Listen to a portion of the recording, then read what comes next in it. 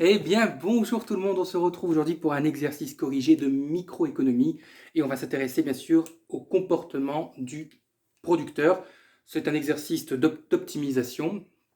Alors vous avez comme d'habitude donc l'énoncé en dessous de la vidéo, dans la description, vous avez un lien, vous cliquez sur le lien et vous atterrissez immédiatement sur l'énoncé, pas besoin de télécharger quoi que ce soit. N'hésitez pas bien sûr à mettre sur pause pour d'abord le lire tranquillement, tout seul, voire le faire bien sûr tout seul ou en groupe. Et ensuite regarder la correction qui va suivre. Ok. Alors, on nous dit la fonction de production d'une entreprise, c'est Q égale L puissance 0,3 multiplié par K. Donc, on se doute que L, ici, c'est la quantité de travail, puisque ce sont les notations microéconomiques de base, et K, c'est la quantité de capital, et Q, c'est la quantité de production, donc la quantité produite. On nous dit que le prix du travail PL est égal à 3. Donc moi je l'écris comme ça, PL, vous pouvez écrire W, certains l'écrivent W, c'est pas gênant. Et le prix du capital est égal à 10.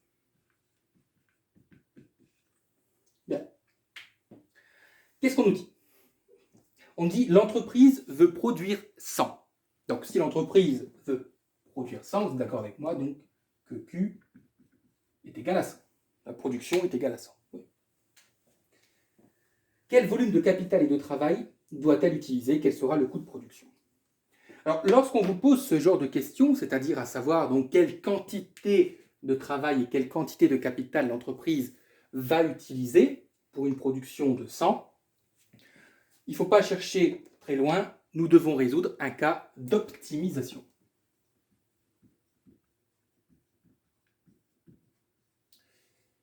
Puisque en microéconomie traditionnelle, néoclassique, libérale, l'idée de l'entreprise, c'est d'accord avec moi, c'est de maximiser son profit, qu'on note pi en général. Donc ça, c'est son objectif. Or, le profit, vous êtes d'accord avec moi que c'est quoi? C'est le chiffre d'affaires moins les coûts. Alors, bien sûr, en microéconomie, on simplifie les choses. Là, on n'est pas en gestion budgétaire. Donc c'est le chiffre d'affaires moins les coûts, donc CT, c'est-à-dire le coût total. Le chiffre d'affaires, on considère que c'est le prix multiplié par les quantités vendues. Donc Q. Et le coût total, alors justement, qu'est-ce que le coût total en microéconomie traditionnelle? Le coût total est constitué, étant donné que l'entreprise utilise deux facteurs de production, le coût total est constitué par le coût du travail et le coût du capital. C'est quoi le coût du travail? C'est la quantité de travail auquel on multiplie le prix du travail. Bien sûr, le prix, c'est toujours un prix unitaire, c'est-à-dire pour un travailleur. Donc là, on a le salaire d'un travailleur multiplié par la quantité de travailleurs. Plus le prix du capital unitaire multiplié par la quantité de capital. Oui, ça, c'est l'objectif du producteur en microéconomie traditionnelle. Donc la question qu'on nous pose, déterminer les quantités de travail et de capital que l'entreprise doit utiliser, la question revient à se demander, effectivement, quelle est la quantité de travail et de capital qu'elle doit utiliser pour maximiser son profit. Mais maximiser son profit, c'est la même chose que minimiser le coût total. Ici. Pourquoi? Eh bien, regardez. Donc, je répète, juste pour qu'on soit bien d'accord. Maximiser le profit, ça revient exactement à minimiser le coût total. Ça veut dire que l'entreprise peut agir sur ça. Ben oui, pourquoi elle peut agir sur ça? Parce qu'elle peut déterminer la quantité de travail qu'elle désire et qu'elle peut déterminer la quantité de capital qu'elle désire. Elle a le choix librement de choisir les quantités de travail et de capital qu'elle souhaite. Mais tout le reste, elle n'a pas d'influence sur le reste. Pourquoi? Eh bien parce que le prix, n'oubliez pas que nous sommes en concurrence pure et parfaite, c'est-à-dire que l'entreprise subit le prix. Elle ne choisit pas le prix du marché. On dit que l'entreprise est price taker en anglais. C'est-à-dire qu'elle est preneuse de prix. Elle prend le prix tel qu'il est sur le marché. Donc elle n'a pas d'influence là-dessus. Pourquoi elle n'a pas d'influence sur les quantités produites? Parce que les quantités produites dépendent directement de L et de K. Donc, étant donné qu'elle a un impact et un choix délibéré sur la quantité de L et la quantité de K, par définition, elle a forcément aussi le choix sur Q. C'est-à-dire que Q n'est pas quelque chose de donné. Q dépend de L et de K. Donc, dire que l'entreprise peut déterminer sa quantité de L et de K, oui, donc ça revient à dire qu'elle peut déterminer sa quantité de Q, de quantité produite, à travers la quantité des facteurs de production. Et PL et PK, c'est pareil, ce sont des prix. C'est-à-dire que ce sont des prix qui sont établis sur le marché, l'entreprise n'a pas d'influence sur ces prix. Donc la seule chose sur laquelle elle peut agir, c'est L et K. Or, L et K sont les deux variables du coût total. Donc c'est pour ça qu'on dit que maximiser le profit, ça revient à minimiser le coût total. C'est la même chose. Puisque ici, soit elle n'a pas d'influence, soit Q dépend directement de L et de K. Bien. Donc on va écrire ce qu'on appelle le programme du producteur. Le programme du producteur. Donc, comme on l'a dit, maximiser le profit, ça revient à minimiser le coût total. Alors, on va partir de ça, de minimiser le coût total. Pourquoi je ne pars pas de ça? C'est exactement pour les mêmes raisons. C'est que Q dépend de L et de K, et que P n'est pas fixé. Et surtout que P, on ne le connaît pas. Donc, le producteur, son objectif, c'est de minimiser CT, qui est égal à donc, PL fois L. Je rappelle que PL, c'est 3, donc c'est 3L, plus PK fois K, 10K. Mais l'entreprise, le producteur, ne peut pas minimiser son coût total à l'infini. C'est-à-dire qu'il ne peut pas le minimiser autant peut-être qu'il le voudrait. Parce que dans ces cas-là, on a envie de dire, autant dire que le coût total est égal à 0, non? Comme ça simplifie les choses. Et pourquoi pas négatif? Comme ça, on nous doit de l'argent. Bon, donc vous voyez bien que l'entreprise est toujours soumise à ce qu'on appelle une contrainte budgétaire. Alors ici, cette contrainte, elle n'est pas budgétaire, elle est plutôt productive. Sa contrainte, ça va peut-être vous paraître surprenant, mais sa contrainte, c'est la fonction de production.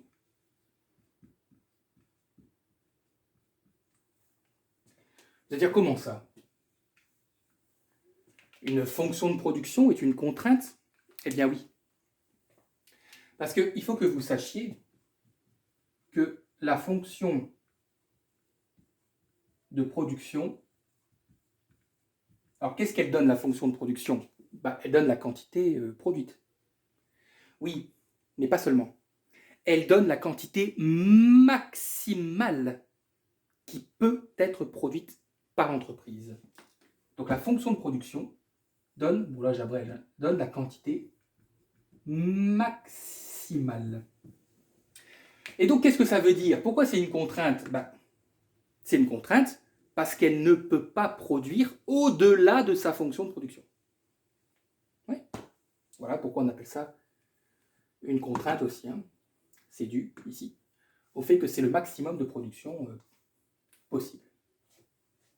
Et donc j'efface un petit peu tout ce qui est en rouge ici. N'hésitez pas à mettre sur pause pour pouvoir recopier tranquillement.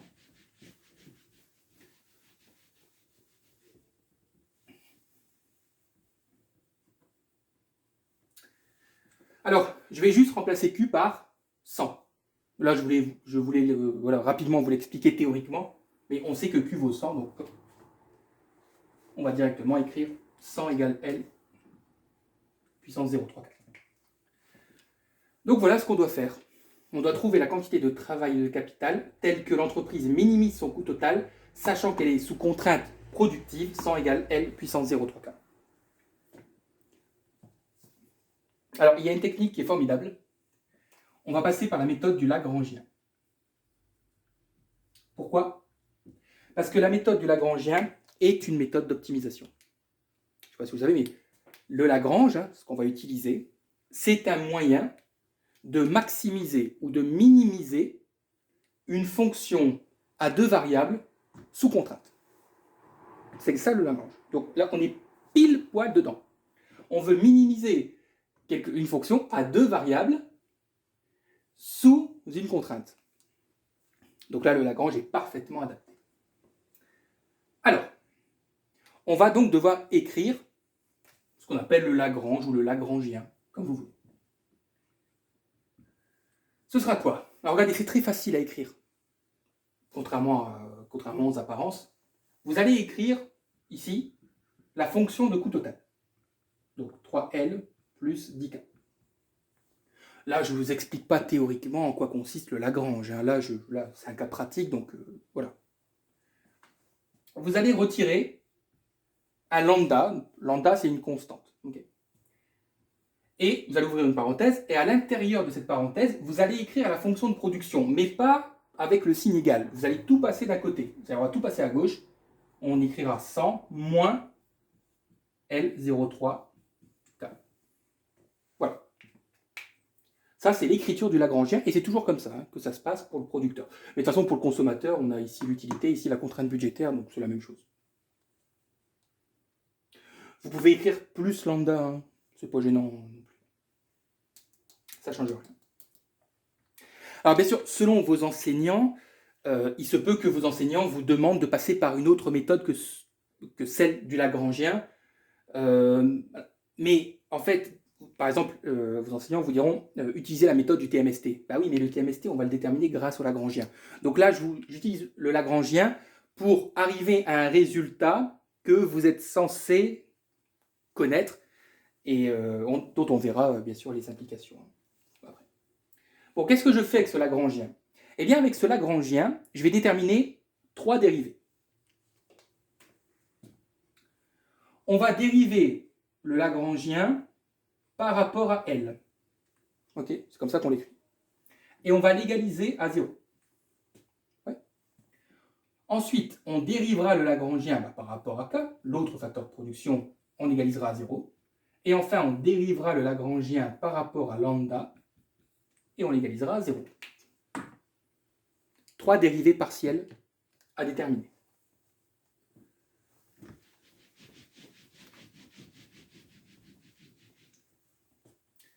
Alors, on y va. Donc, D2L sur D2 égale 0. Alors, prenez votre temps si vous avez un petit peu de mal. La seule chose que vous devez vous dire lorsque vous faites déterminer des dérivés partiels, c'est que tout ce qui ne concerne pas la variable est considéré comme constante. C'est-à-dire que ici, je veux dériver le Lagrangien par rapport à L. Tout ce qui n'est pas L est considéré comme une constante. Ça veut dire quoi dans votre tête? Ça veut dire que lorsque vous allez dériver K et lambda, eh bien, il faudra les considérer comme des réels, comme des nombres, pour le dire simplement, comme des nombres. Comme si K valait 2 et lambda valait 3. Peu importe. Parce que ma variable, c'est L. C'est comme si, je vous donnais une fonction f de x. C'est quoi la variable? C'est x. Donc quand vous dérivez par rapport à x. Et tout le reste est considéré comme des constantes, c'est-à-dire comme des réels, comme des nombres. Donc la dérivée de 3L, ou 3x, ça fait 3. 10K, ça c'est un réel, ça fait 0. Alors ici, donc, pour ceux qui veulent développer tranquillement, vous développez le lambda. Okay. Moi, je fais la méthode directe parce que, bon, de toute façon, vous allez arriver à ce résultat. Donc, ce qui va rester, c'est que le lambda va devoir rester, parce que si vous développez, je vous dis, le lambda est un réel. Donc, on aura moins lambda multiplié. Bon, le 100, bon, lui, il disparaît, parce que ça fait 0. Est-ce que le moins, on le garde? Bah oui, parce que quand on dérive, on garde les signes. Donc, moins lambda, facteur de moins.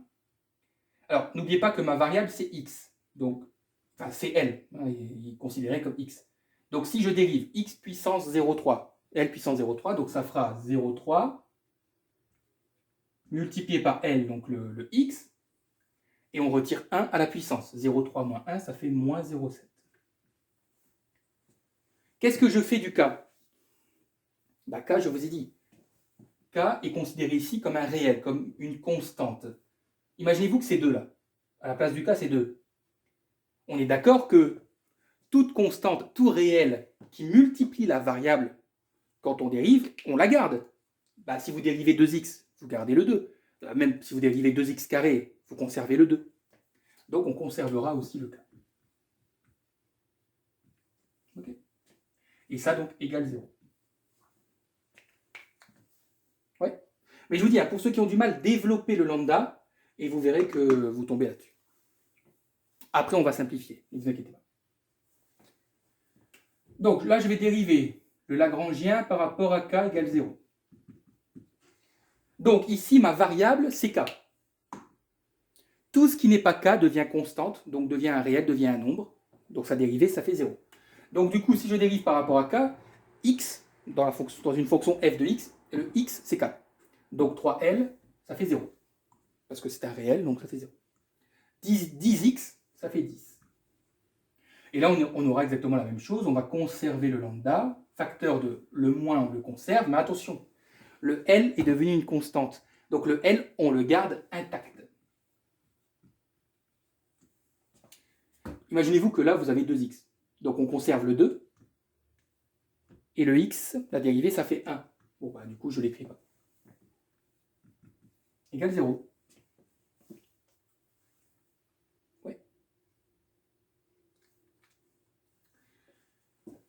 Et ensuite, alors je vais devoir le faire en dessous parce que du coup, j'ai besoin de ça, de garder ça sous les yeux, donc c'est pas grave. On dérive le Lagrangien par rapport à lambda égale 0. Bah, ça, c'est facile. Ici, ma variable, c'est lambda. Donc, L et K deviennent des constantes, des réels. Donc, la dérivée de, je sais pas moi, de 1000 plus 10 000, ça fait 0. Donc, tout ça, ça part. Tout ça, c'est quoi? C'est une constante. Imaginez-vous que ça, c'est 2. La dérivée de 2 lambda, ça fait 2. Donc, bien sûr, conserver le moins. Hein. Donc, moins. Et du coup, qu'est-ce que je garde? Bah, je garde tout ça.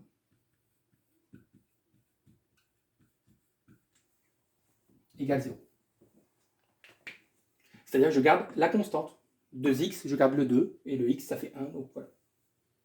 Alors, étant donné, regardez rapidement, étant donné que vous avez un moins, parenthèse égale 0, le moins est complètement inutile. Hein. Là, je l'ai mis parce que arithmétiquement, le moins doit exister, hein, si on conserve la logique de la résolution, de la détermination de la dérivée, mais on est d'accord qu'en soi, il ne sert à rien. Parce que égal 0, le moins n'a pas d'importance. Ouais. Ok. Alors, ce que je vais faire, donc, on va appeler cette équation, l'équation 1, 2 et 3. La 3, vous ne l'oubliez pas, mais vous la mettez de côté. Pour le moment, on ne s'en sert pas. On va se concentrer sur la 1 et sur la 2. Ouais. Donc du coup, j'efface, hein, et j'efface la 3 aussi, hein, mais vous ne l'oubliez pas. Bon, qu'est-ce que je vais faire? Bah, je vais commencer déjà par simplifier. Hein. Donc je vais écrire en dessous à chaque fois, et je vais écrire, du coup je vais mettre en bleu, hein, pour distinguer un petit peu. Moins lambda multiplié par moins 0,3, ça fera plus 0,3 lambda. Ouais. L moins 0,7, K égale 0. Et ici, on aura 10 plus lambda L 0,3 égale 0. Bien. Je vais conserver les constantes à gauche. Et le reste, c'est-à-dire ce qui dépend de lambda et des facteurs de production, je vais tout passer de l'autre côté. Donc, ici, donc, je vais noter comme ça, l'équation 1, j'aurai 3 égale à moins 0,3 lambda L moins 0,7 K. Et la 2, j'aurai 10 égale moins lambda L 0,3. Ouais. Et ce que je vais faire à partir de là, ça peut peut-être vous paraître bizarre, mais je vais diviser les deux. Je vais faire l'équation 1 sur l'équation 2.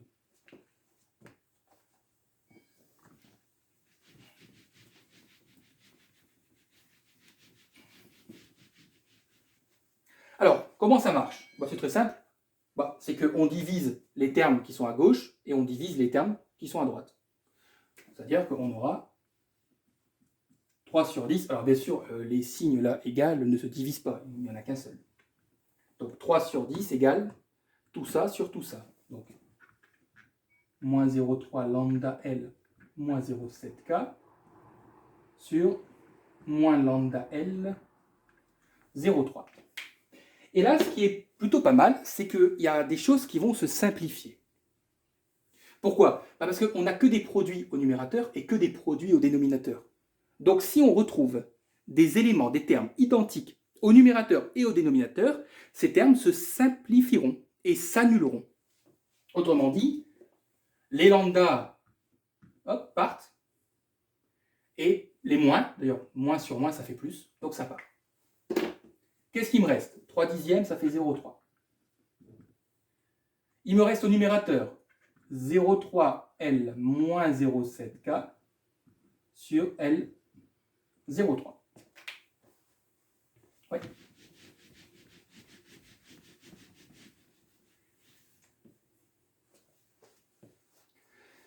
Qu'est-ce qu'on va devoir faire maintenant?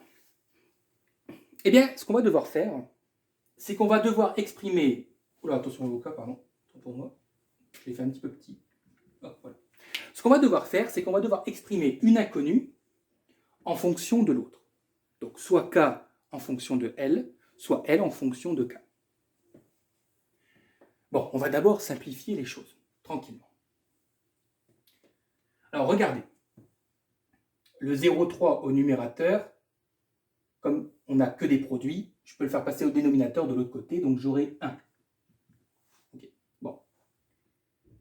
Et j'aurai L moins 0,7K sur L 0,3. Pour certains, c'est facile ça. Hein. Là, je fais la méthode. Voilà. Je considère que pour certains, c'est difficile, donc je fais. Voilà.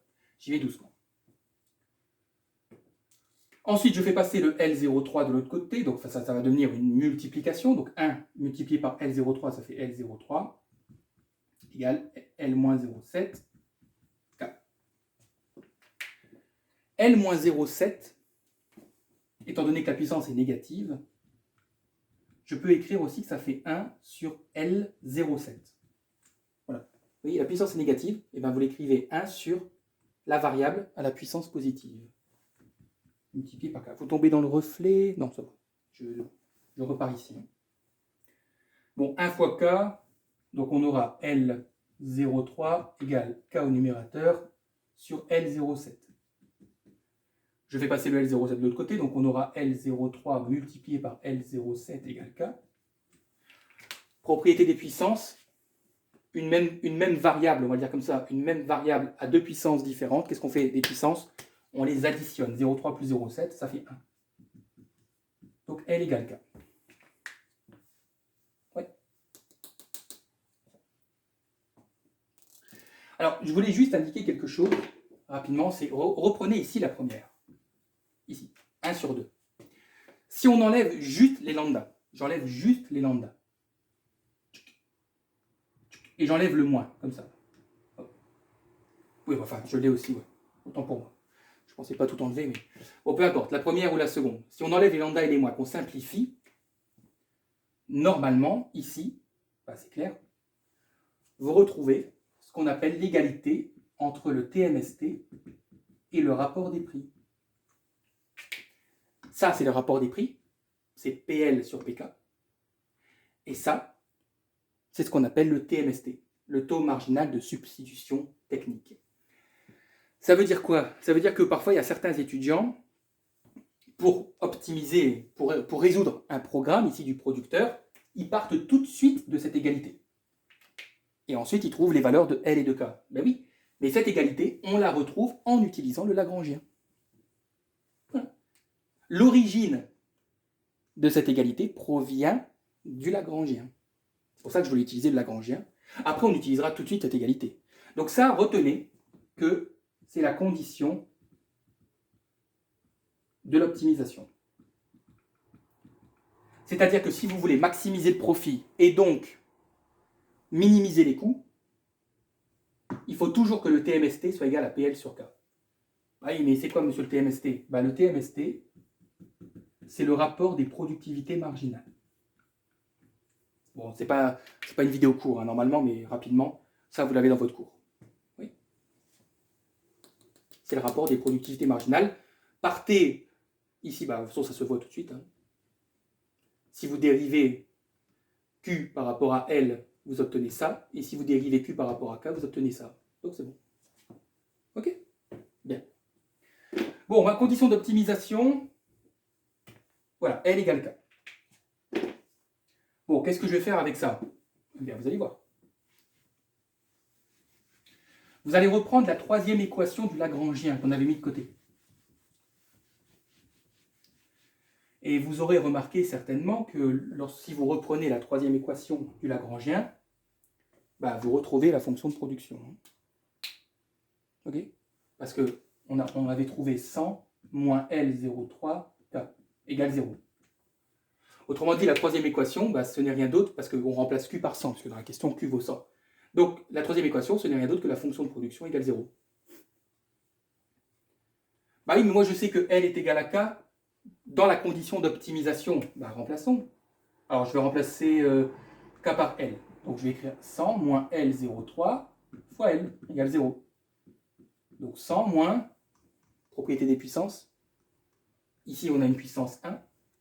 1 plus 0,3, ça fait 1,3.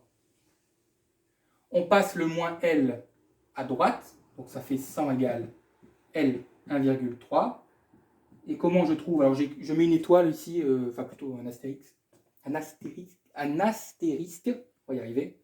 J'ai toujours du mal à prononcer. Hein. Tout simplement pour dire que c'est la quantité de travail optimale. C'est-à-dire c'est la quantité de travail qui minimise le coût total.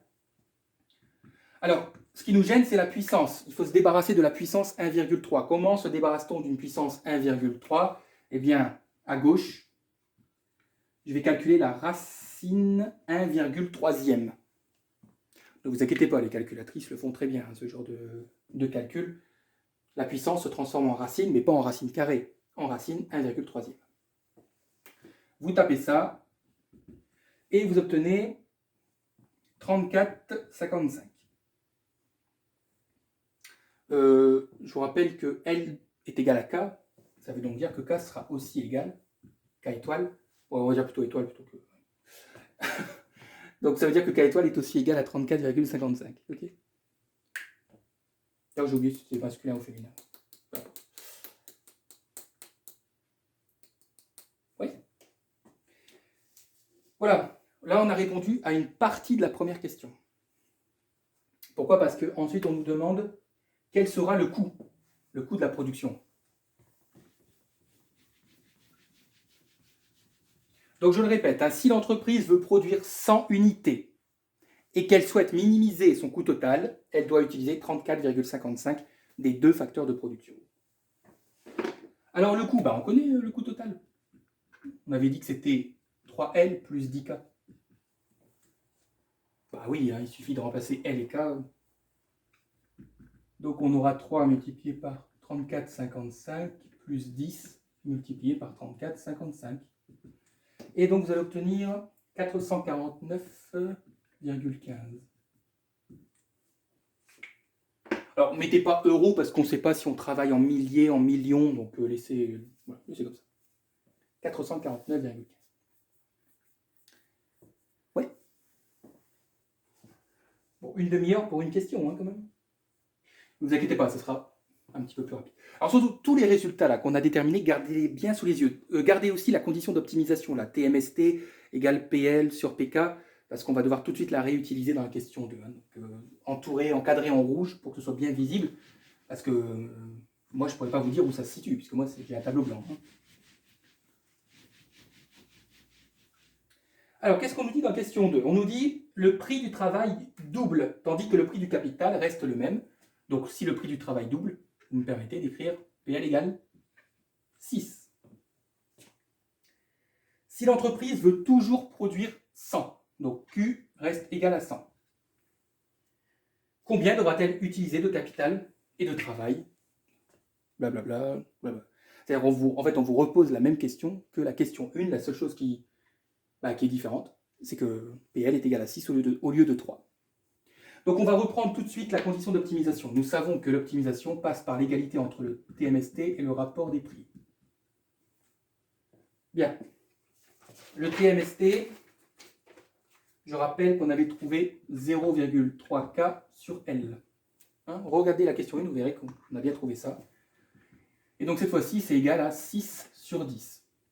Ça fait donc que 0,3K égale 0,6 L. Et donc, vous pourrez dire que K égale à 2L. Vous voyez, une fois qu'on a la condition d'optimisation, ça y est, là c'est parti, c'est beaucoup plus rapide. Bon, K égale 2L, on reprend, c'est la même démarche, donc on reprend la fonction de production, on sait que ça vaut 100, et on va remplacer K par 2L. Donc on aura L03 multiplié par 2L. Ça fait donc 100 égale, donc le 2, la constante, je la passe devant. Et puis bah là, propriété des puissances, 0,3 plus 1, ça fait L 1,3. On va faire 100 divisé par 2, ça fait 50 égale L 1,3. Et là, si vous avez compris la question 1, qu'est-ce qu'on va faire? On va dire que L étoile égale à la racine de 1,3e de 50. Et vous avez trouvé L égale 20,27. Comment obtenir K? Eh bien, K, c'est 2 fois L. Donc, on va faire 2 fois 2 multiplié par 20,27. Ça fait 40,54. Voilà.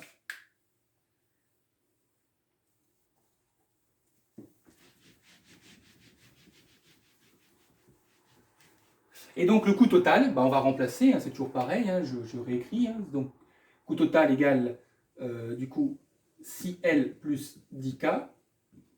Donc, on aura 6 multiplié par 20,27 plus 10 multiplié par 40,54. Et vous allez obtenir un coût de 527,02. On verra, vous verrez, c'est dans la dernière question, toutes les implications. C'est-à-dire, on va donner en fait les explications pourquoi. Parce que si vous regardez par rapport au résultat de la question 1, vous remarquerez que L a diminué, que K a augmenté et que le coût a augmenté. Mais on va interpréter ça lors de la dernière question, c'est pour ça que je ne le dis pas maintenant. Là, on n'est que sur du calcul. Vous verrez, on fera un tableau récapitulatif où on mettra tous les résultats qu'on a obtenus. Bien. Ok. N'hésitez pas à mettre sur pause. Hein. Alors, question numéro 3. On suppose maintenant que l'entreprise souhaite conserver son budget initial. Et on vous dit que c'est le budget de la question 1. C'est-à-dire en fait que l'entreprise, elle souhaite conserver le même coût, parce que budget ici c'est le coût total, elle souhaite conserver le même coût total qu'à la question 1. Or la question 1, le coût total était égal à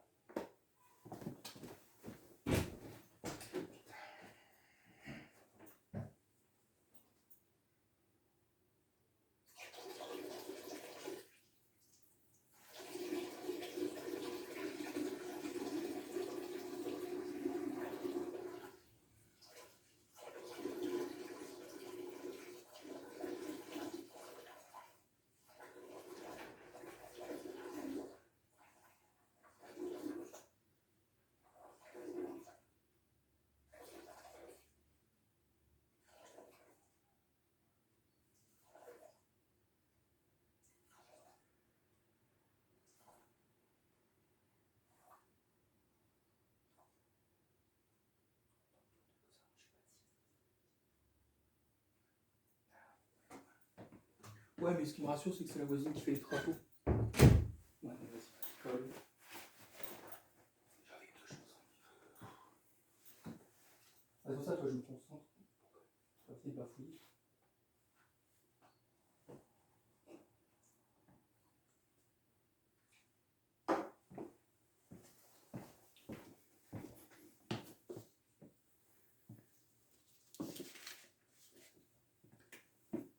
À 449,15.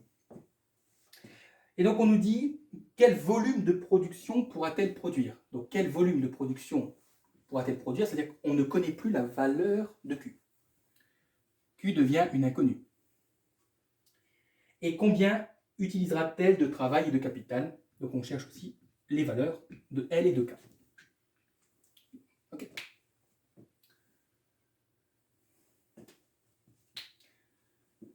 Alors, bien sûr, nous conservons le prix de 6. Okay, on conserve le prix du travail de 6.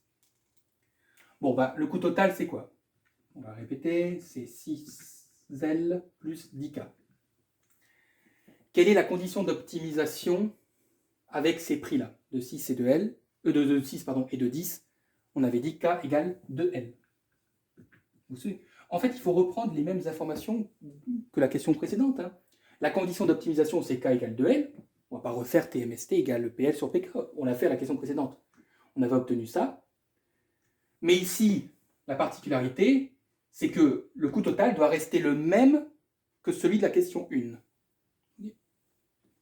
Donc, 449,15 égale 6L plus 10K. Donc, je vais remplacer 449,15 égale 6L plus 20L. Donc, ça fait 26L égale 449,15. Et on va obtenir un L qui vaut 17,28. Il a encore baissé. K, ça sera 2 fois cette valeur. Donc 34,55. OK. Mettez sur pause hein, si vous avez besoin de plus de temps pour regarder, etc. Et du coup, on nous demande aussi la valeur de la production. Donc la valeur de Q, bah, il suffit de remplacer hein, les valeurs. Hein, donc 17,28 à la puissance 0,3 multiplié par 34,55 et on obtient 81,22. On produit moins, bon c'est logique, hein, on produit moins que les questions précédentes. Mais vous verrez, c'est après la question suivante lorsqu'on fera le tableau. Pour ça, à chaque fois je dis, vous verrez, parce que vous comprendrez toutes ces variations de quantité de travail, de capital, de production à la question suivante. Alors, ne soyez pas surpris par cette petite coupure. Pourquoi? Parce que regardez ce que j'ai fait ici. C'est que pour les 3 questions, hein, les 3 premières questions, j'ai à chaque fois écrit donc la quantité produite, soit qu'on nous donnait, soit qu'on avait déterminé, les prix unitaires des facteurs de production, les quantités optimales des facteurs de production et la valeur du coût total. Vous pouvez regarder, c'est exactement ce qu'on a trouvé lors des 3 premières questions. Alors, qu'est-ce qu'on nous demande maintenant pour la dernière? On nous demande de commenter les effets de la hausse du prix du travail. Allez, hein, donc les effets donc, de la hausse du prix du travail, en mettant en évidence les effets substitution et de revenus. Illustrer ces conséquences par une représentation graphique. Eh bien, c'est très simple. Regardez en vérité. Qu'est-ce qui se passe entre la situation 1 et la situation 2? Ben, ce qui se passe, c'est que le prix du travail augmente. On passe de 3 à 6. Conséquence, la quantité de travail diminue. Oui. Donc ici, le prix du travail augmente. Et la quantité de capital augmente. Oui. Mais la particularité ici, c'était qu'on conservait le même niveau de production.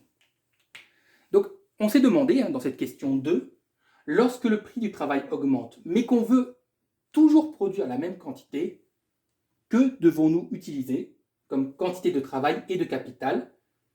Et ensuite, du coup, le coût change, hein, le coût évolue. Ici, d'ailleurs, on peut dire aussi, hein, si vous voulez, que le coût augmente.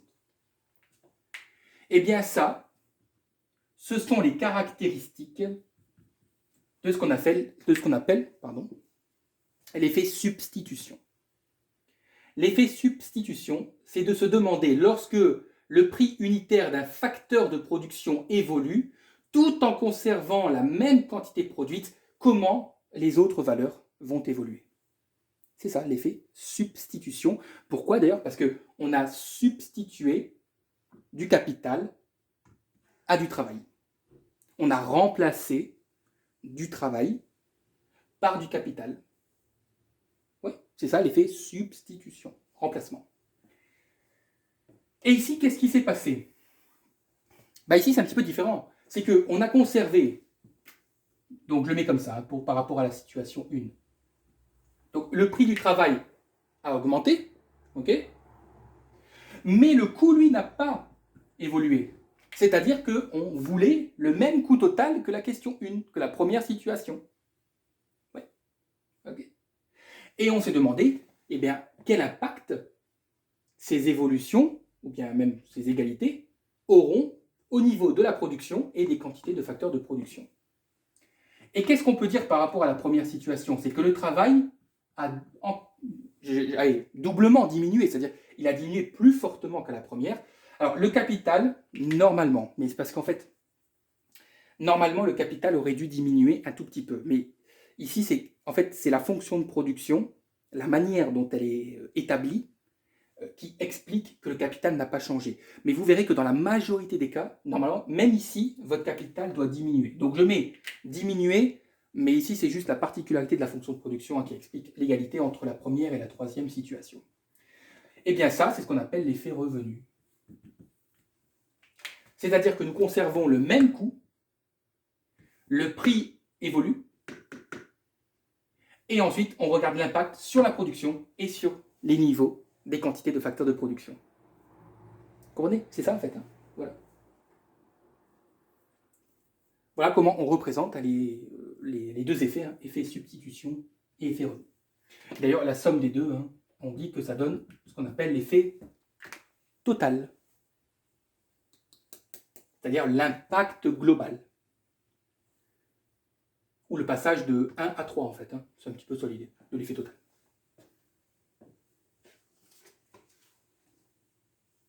Oui.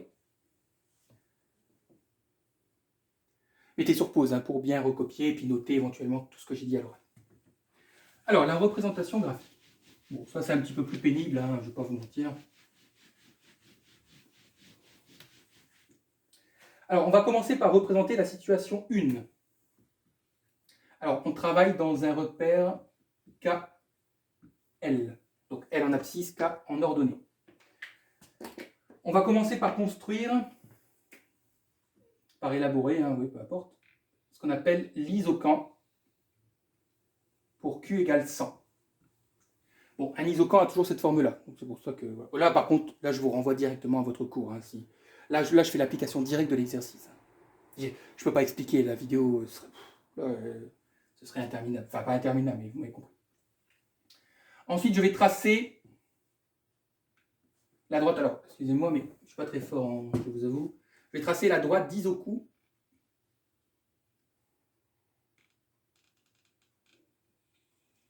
Voilà, c'est plutôt pareil, donc c'est une droite, officiellement. Et donc là, en fait, l'intersection des deux, entre la droite d'Isoku et l'isoquant, on a notre premier optimum, c'est-à-dire, c'est par colonne, donc c'est la colonne 1. On avait trouvé donc 34, 55 et 34, 55. Bien. Qu'est-ce qui s'est passé pour la situation 2? Le prix du travail a augmenté. Donc ce qui va se passer, c'est que ce point-là ne va pas bouger, mais ici, on aura une réduction, une diminution. Oula, si je commence comme ça. Ouais, bon, je ne l'ai pas fait exprès, c'est pas grave, bon, ne vous inquiétez pas, c'est juste une représentation graphique. Ok, donc vous construisez la nouvelle droite d'Isoku, qui est en bleu ici. C'est-à-dire qu'ici, on a un déplacement de la droite vers la gauche. Mais donc la pente change, mais ce point-là ne change pas.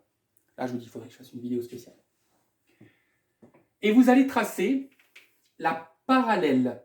Écoutez bien, vous allez tracer la parallèle de cette droite bleue sur l'isoquant Q égale 100.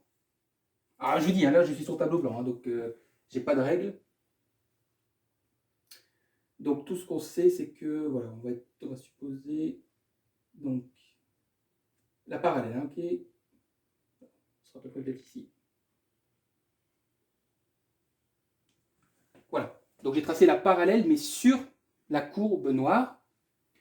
Et donc, vous allez obtenir une tangence qu'on va supposer ici. Et ici, on a les valeurs de la question 2, c'est-à-dire que K vaut 54 et L vaut 20,27.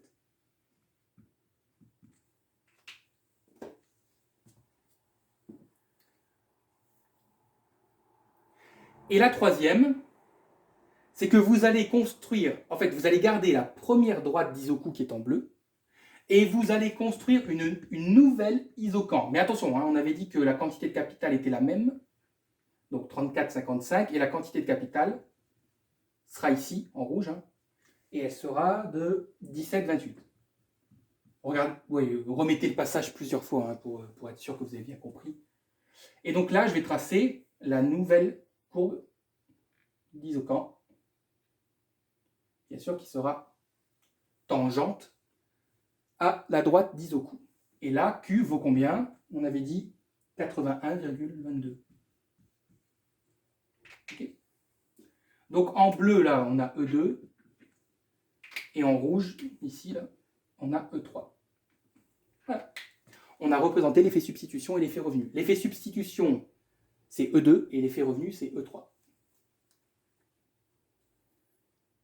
Ouais.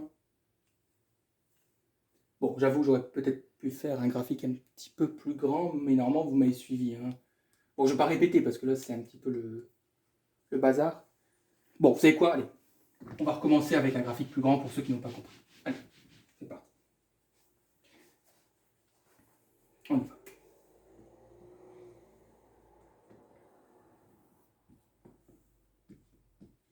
Donc restez, hein. Pour ceux qui n'ont pas compris, on va recommencer. Donc, j'avais dit, donc je commence par construire, en fait, l'optimum de la première question. Donc je construis la droite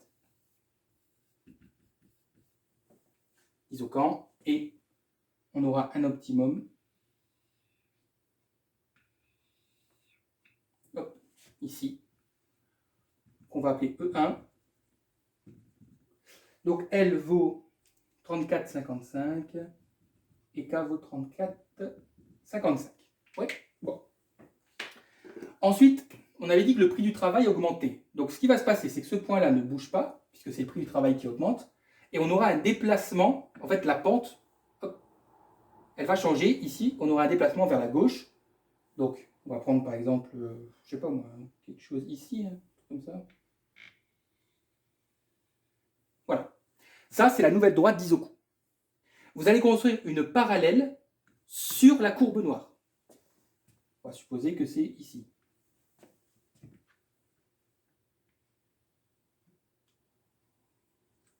Ok? J'ai construit une parallèle sur la courbe noire. Et là, j'ai E2. Donc, j'ai mes nouvelles quantités de la deuxième question. Donc, L a diminué, 20,27. Bien sûr, reprenez les valeurs du tableau. Et K a augmenté, 40,54. Bon, ça, c'est l'effet substitution. E2, c'est l'effet substitution. Le dernier, c'est quoi? C'est l'effet revenu. On conserve la première, la droite bleue, l'Isoku, qui n'est pas parallèle.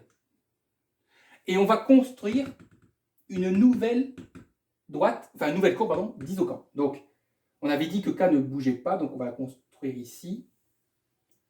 Et donc, on aura quelque chose comme ça. Q est inférieur, on avait trouvé dans le tableau 81,22. Oui. L a baissé, a diminué, 17,28. Et K, lui, on avait dit qu'il n'avait pas bougé, donc toujours 34,55. Et ça, c'est E3, c'est l'effet revenu. Donc, E2, effet substitution. E3, effet revenu. Voilà. Enfin, le passage de E2 à E3, c'est l'effet revenu. Et la somme des deux, hein, c'est-à-dire le passage de E1 à E3, on appelle ça l'effet total. C'est mieux, hein, peut-être pour ceux qui n'avaient pas très bien compris, je pense que c'est un petit peu mieux. Bon, puis comme ça, je l'ai répété 2 fois, même pour ceux qui l'avaient compris. Bien voilà, donc c'est tout pour cette vidéo.